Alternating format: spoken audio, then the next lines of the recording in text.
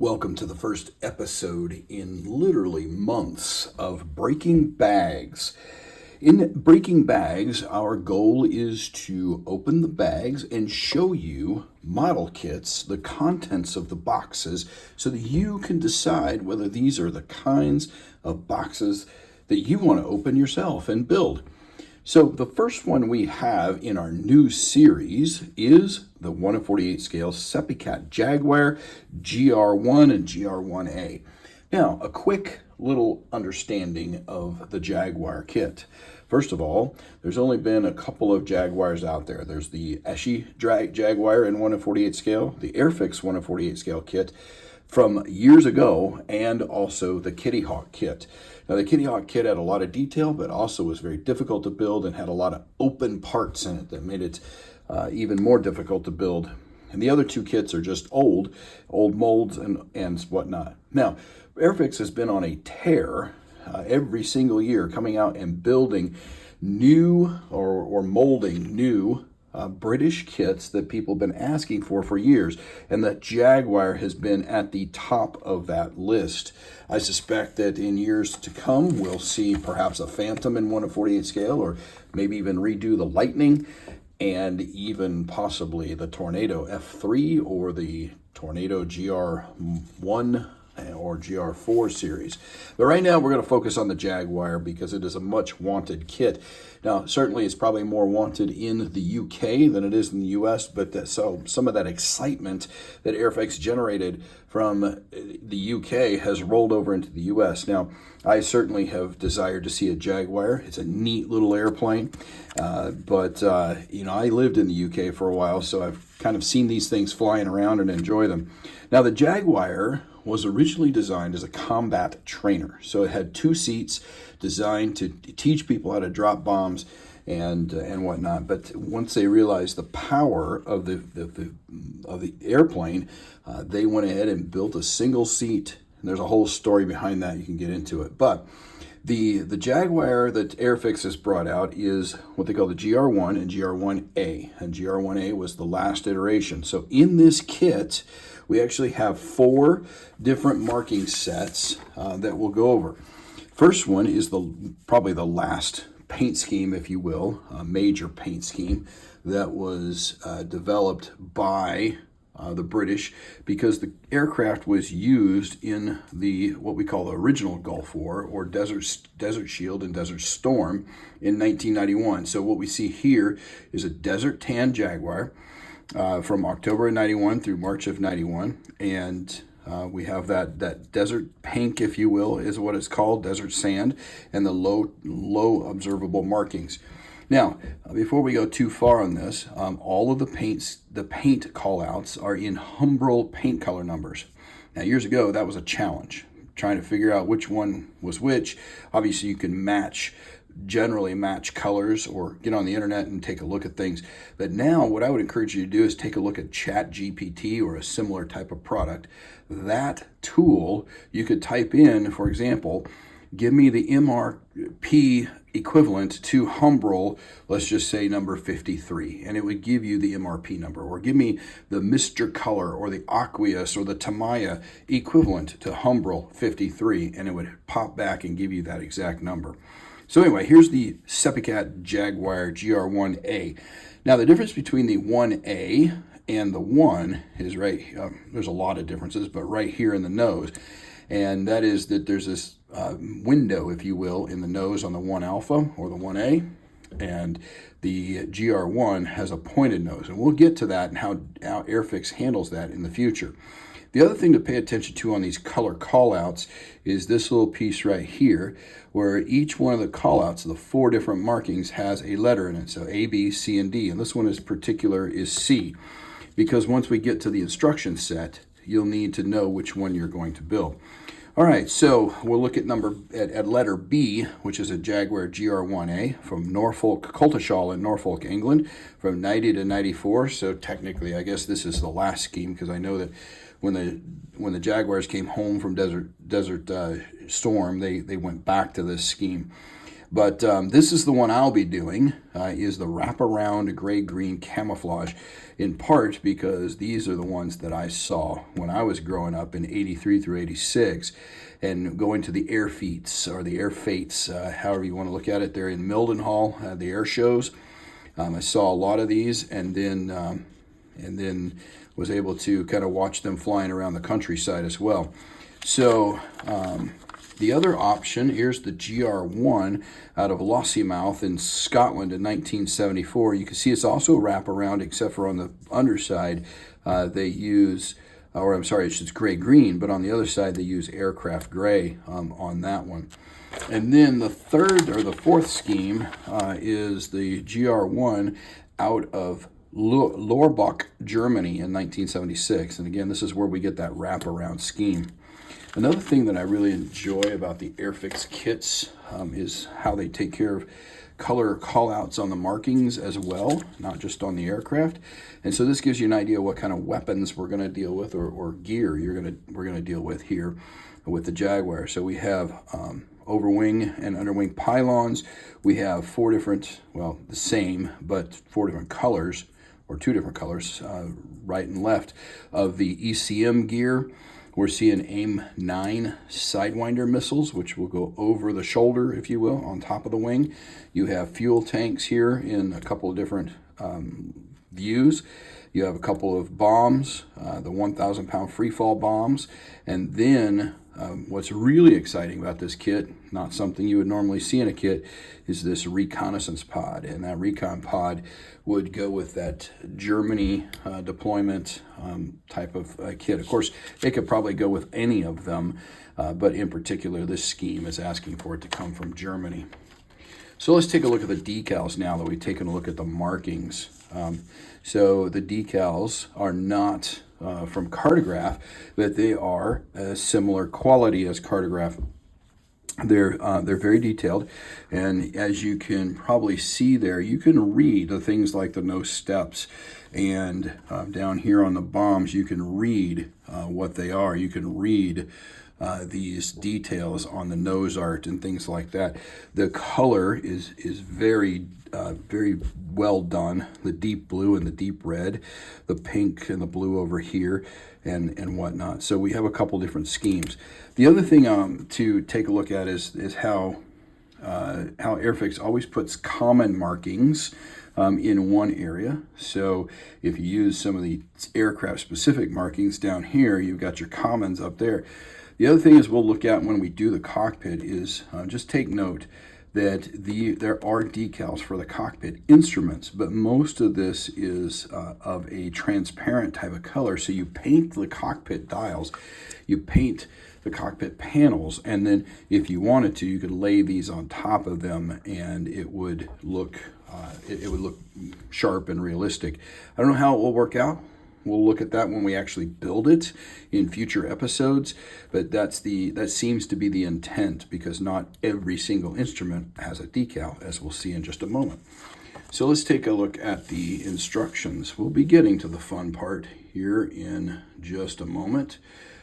Everybody, I'm sure, wants to get to the part where we're looking at the kit pieces, and I promise you there's some pretty interesting, well done pieces here. But let's take a look at the kit instructions. Typical Airfix in a booklet format, a couple different languages. It's interesting though that we have English, French, and German. Typically the Airfix kits would also include Russian and Spanish, but here we're looking at Spanish and Slavic languages, so of some sort. But there's a few other instructions. There's Italian and Polish and a couple other instructions there. The instructions start out by asking you or informing you of what kind of stores you want to put on the aircraft, because it is dependent, apparently, on what version. So like your ECM pods here, you're going to be looking at versions B and C, and your over-wing sidewinders are C, and so on and so forth. So decide on which aircraft you want to build first, and then take it from there. So we start out in the cockpit, and here you can see, like I was telling you, the cockpit has a number of well done dials in it and instrumentation.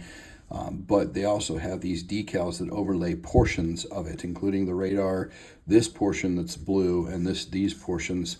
Now on the decal itself, it's not blue; it's more of a transparent color. But you would still need to paint this part down here, for example, in order for it to be done correctly.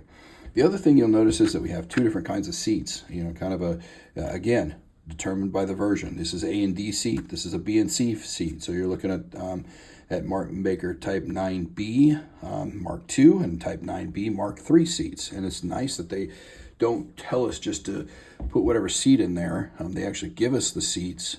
Also, they have pilots. Actually, they have two different pilots, which is one of the multiple indicators that the two-seat variant might be coming out in the future. And we'll get to that when we look at the kit parts. But there's two different ways to paint the pilots. Here's your Desert Storm type of pilot in the tan or desert gear, whereas here's your Central Europe scenario. So typical instructions, looking at putting the cockpit together, put the seat together, and then from there we move to putting the landing gear bay up front together. Now this is one of those interesting pieces that Airfix has there's three places in here that really show me how detailed, how important this was to Airfix. First of all, is on the nose. So we talked about the nose of the GR1 versus the GR1A, or an early GR1, I should say, versus a GR1A or a late GR1A or GR1. So the early GR1 has just a pointy nose. You can see that here. You can put that together, put it on. But what they realized is that, first of all, 3 out of the 4 schemes that they're providing have the window nose or the laser guide nose that's in there. And so they said, okay, most of the people are going to build with that type of nose because of the schemes they offer, but also because it flew longest that way. So most people are familiar with that later nose or that mid to life to later nose. And so what they've done is they've actually given you extra plastic. They've created a jig for you. And it's very clearly say, do not glue this jig on. They create that jig, you put it up against the fuselage piece here, and then you take your razor saw and you cut that piece off. And you do that same thing for the other side, and then you take the extra pieces for the nose, the pointy nose that they give you, and put that on. So that is really a nice touch that they do, and I'll show you a couple others in the future here. So we see landing gear going together, finishing up the cockpits. I think I may be wrong, but there's like over 100 steps in here, but it's pretty simple, really. More landing gear pieces, putting in the bottom. Oh, I meant to mention that they actually give you a piece, if you will, that's part of the engine bay, but it's bigger than it needs to be in order to provide strength for the back of the fuselage and keep that boxy shape from falling in. Years ago, the Trumpeter RA5C Vigilante has a very boxy back end, and they didn't give you the jig in order to support it, and the tops would just collapse inward and basically ruin your finished model if you weren't careful. So Airfix has learned from that. But here we just have a lot of small pieces like the gun vent going in. Now here's another one of those jigs and time. So they give you a jig because the air intakes are very boxy, almost square. And so they give you the jig in order to make sure that you line them up correctly. Incredibly thoughtful, if you will, and to do that. And not only that, they tell you how long it needs to sit on the jig. They give you one jig that goes for both sides, so you can let them sit there together, and then you can attach them to the fuselage. Then they go on with the wings, but then they also show you another thoughtful thing is where to clamp it on and how to clamp it on. So that's very helpful. And then getting down here, we also have another scenario where there's a jig that they have you put on play. So this is an air intake scoop that goes on top right behind the canopy. Now there are 2 antennas or aerials that go into the top of this. And instead of having you drill out holes and possibly have to sand it over in order to put that scoop on there, they give you a jig, and that jig actually tells you exactly where you need to put those screws. So you put the jig over the top of it, which helps you align this scoop, but it also allows you and tells you where to drill those scoop or those antenna holes in there. So we'll continue on. Another nice thing that they do, they could have given you a single shroud with the burner can on the inside, but what they've done is they've separated the two, so you can very nicely paint that burner, the pedals, I guess you call them, or the end of the burner can, and then the shroud that goes over it, you attach that later, or attached it over the top of it, so you're able to paint that very nicely. The kit does come with dropped flaps and ailerons, and also slats. So it's really nice if it's sitting on the ground and everything's dropped or drooped. You can put it that way. The landing gear, these are all landing gear pieces. You need to be careful with this landing gear. In fact, I would recommend that you advance forward. This is like the first step you do, is you would advance forward, because this landing gear is kind of it's what we call a knuckle landing gear. And I'm trying to think of how to describe this, but the F-18 has it, the MiG-23 has it. And basically what it is the strut goes down, and then the wheels, where it comes down from the aircraft, and then the wheels and have another attachment point, so it basically creates an L shape. This in models, if you're not careful, can be a weak point.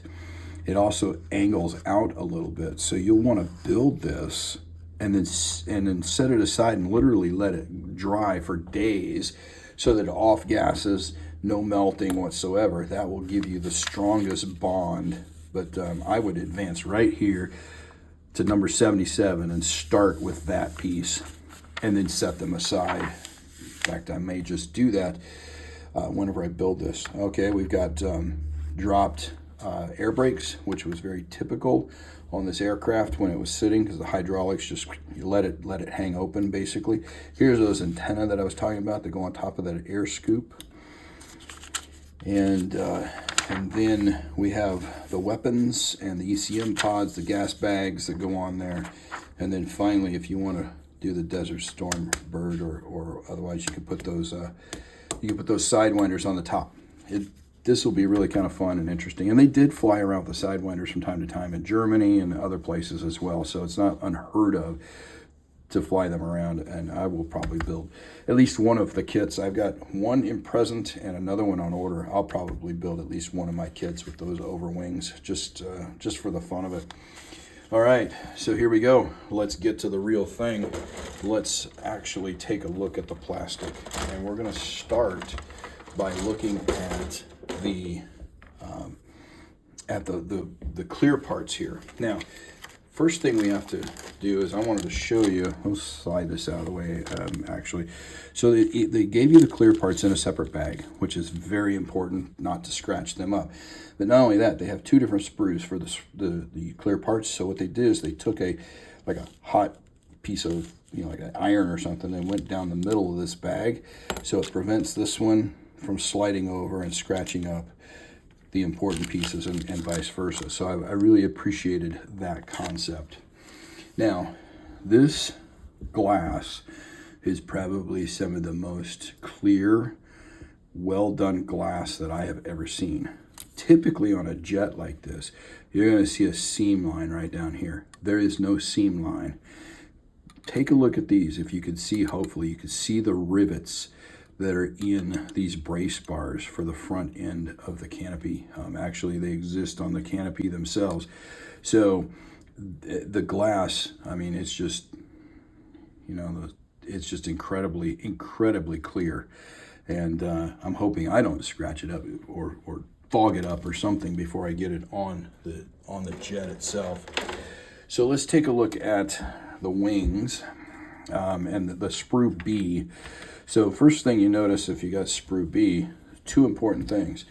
One, you got two pilots. Why do you need two pilots for a single seat aircraft? You don't. That's a clue number one that we got something else coming. Number two, this is the tail with this ECM gear up top for all of the kits, or all of the markings, if memory serves. In fact, let me go just double check. Yeah, all 4 of the markings use this tail. This tail is for the twin-seater. So they have 2 tails in here, and it's set up and ready for the twin-seater. Now, Spencer Pollard took a look at the kit, and he said this is the best Airfix kit that they've ever made. I'm going to address that later, but he also said something else, is this a very Tamiya-esque. And I hope that you could see this in the reflection of light. These details on here are, in fact, he is correct, very Tamiya-esque. There are rivets in here where the rivets really exist. There are panel lines, and they are not trenches like many Airfix kits have been in the past. They're well-defined, they're thin, they're just the right depth that will take paint or a wash, and it will look really nice. So the detail on here is incredible. And from that perspective, there are probably 3 kits that Airfix has that are at this level. And again, we'll talk about that piece in a moment because I have an interesting perspective on the best Airfix kit ever. This is Sprue G. Now, this is something Airfix has done for years, but I really like. They make their sprue letters nice and big and cut through or stamped through, so you can see exactly which one you're dealing with here. So this is Sprue G. You have fuel tanks, you have pylons for the wings and the underbelly, and then you have your 2 different ejection seats here. The ejection seats are well detailed. Now, of course, with 3D printing these days, you are going to find somebody will print pretty much miniature versions of the real thing, and they'll look absolutely fantastic.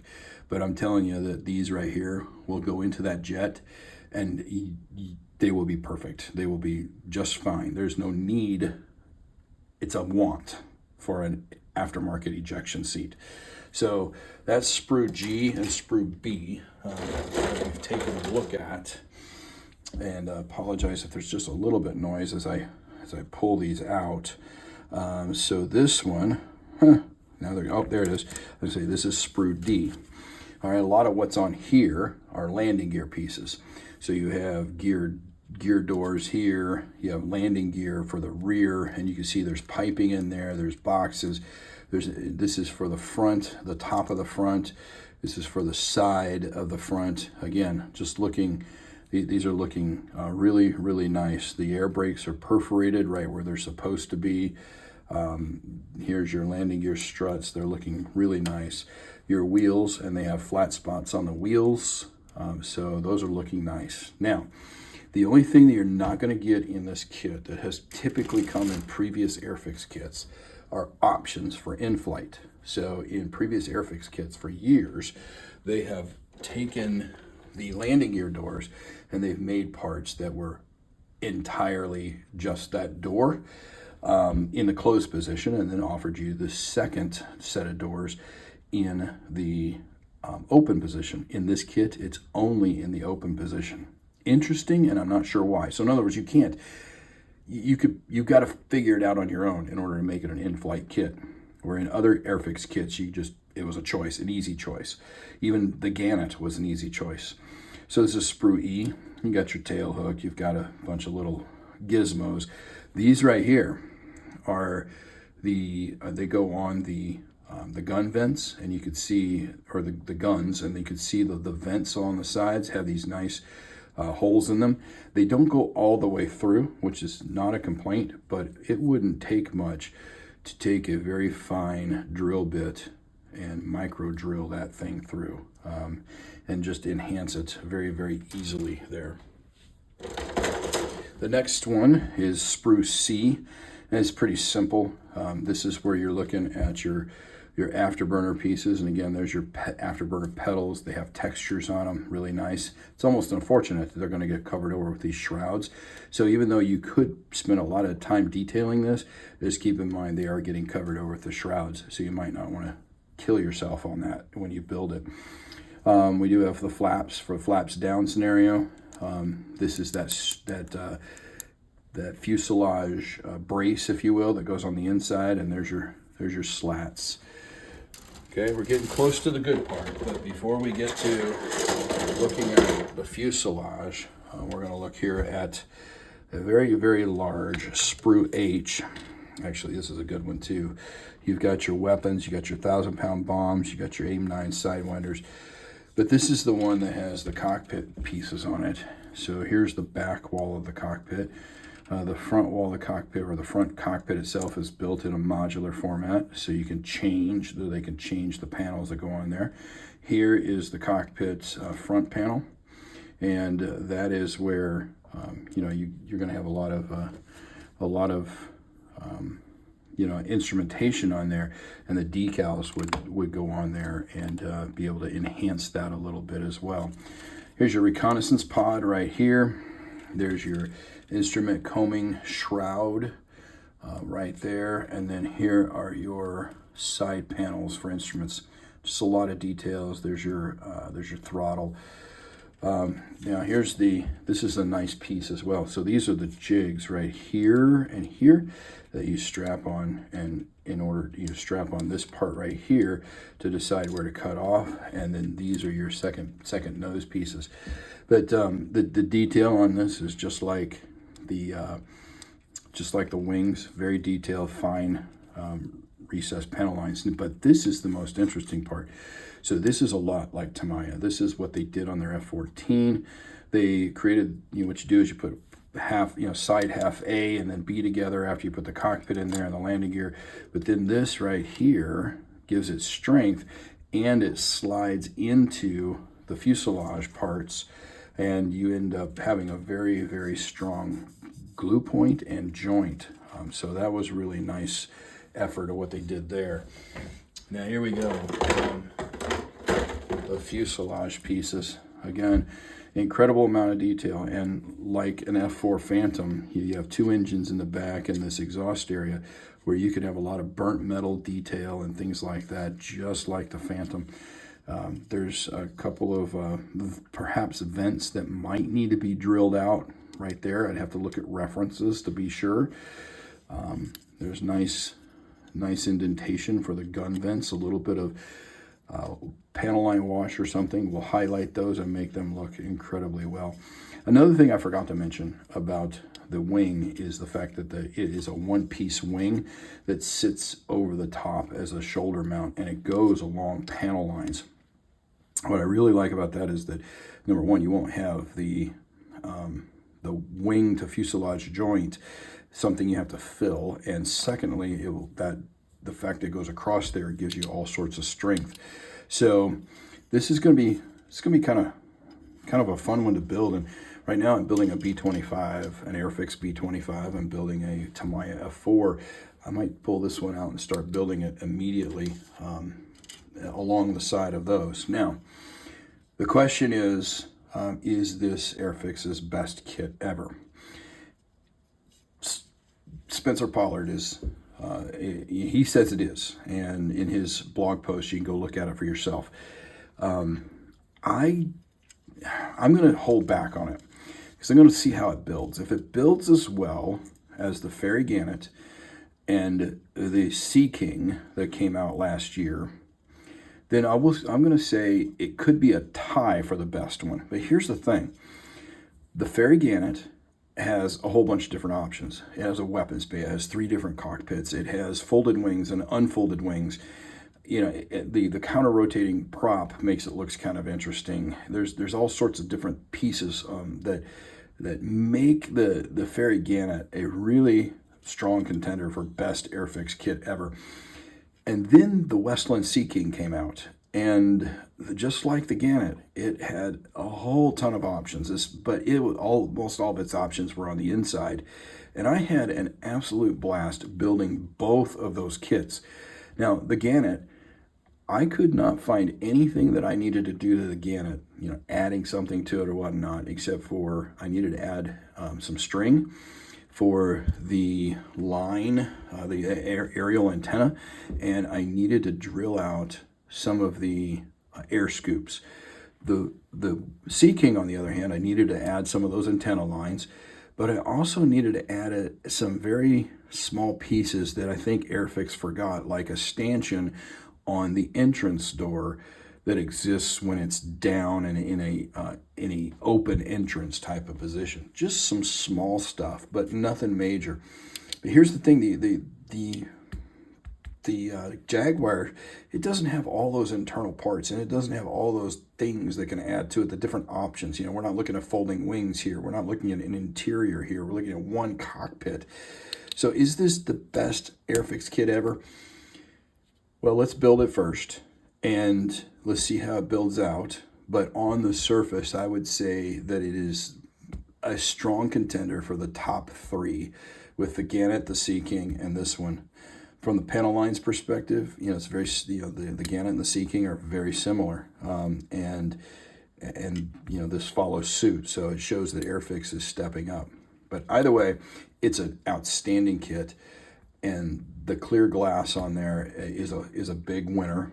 And the options that may come later with this kit, so for a two-seater and perhaps a French or an Indian version, because of the nose, the way they could play with the nose, is also a contender for interesting, to say the least. So anyway, that's my review of this wonderful little kit, and I look forward to building it later.